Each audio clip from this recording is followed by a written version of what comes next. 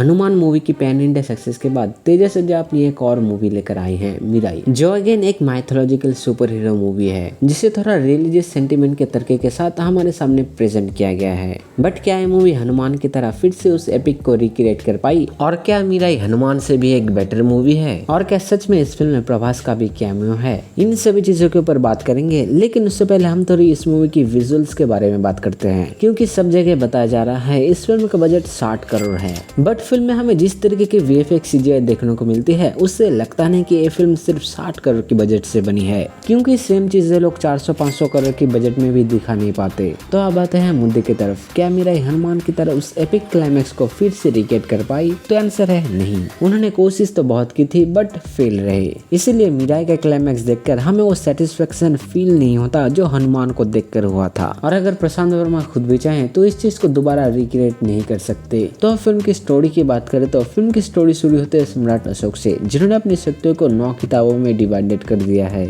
और अब उन 9 किताबों में इतनी शक्ति है कि किसी भी इंसान को भगवान बना सकती है। और अब हजारों सालों बाद एक शैतान या फिर यूं कह ले डेविल को वो 9 किताब चाहिए। 8 किताबें तो उस डेविल को काफी आसानी से मिल जाती हैं, लेकिन 9वां किताब उस डेविल को आसानी से नहीं मिलता, क्योंकि उस 9वीं किताब को एक अंबिका नाम की औरत ने कहीं छुपा दिया है। और उस छुपे हुए 9वीं किताब की रक्षा कर रहे हैं एक मटके गुरुजी, जिन्हें ये रियलाइज होता है अब वो उस किताब की रक्षा नहीं कर सकते। इसीलिए वो अंबिका के बेटे और उस किताब का असली रक्षक सुपर योद्धा को ढूंढने के लिए अपने शिष्य को भेजते हैं, जो पूरी इंडिया में ढूंढने के बाद फाइनली हैदराबाद में मिलता है। और यहीं पर आके ऐसा लगता है कि मानो मूवी की कहानी थोड़ी रुक सी गई है, जहाँ फालतू के गाने और लव स्टोरी के साथ कहानी आगे बढ़ती है। और एक मैसिव फाइटिंग सीक्वेंस के बाद हमारा हीरो पहुंचता है पहाड़ों में, जहां उसे मिलता है एक साधु, जिसके जरिए पहुंचता है मिराई के पास। और मिराई कोई नॉर्मल स्टिक नहीं बल्कि भगवान श्री राम का धनुष है। और इसके बाद हमें फिर से एक मैसिव फाइटिंग सीक्वेंस देखने को मिलती है। और टू बी ऑनेस्ट मूवी में जितनी भी फाइटिंग सीन है वो सभी वेल कोरियोग्राफ है। और अब यहाँ से कहानी बुलेट ट्रेन की स्पीड से क्लाइमेक्स की ओर भागती है।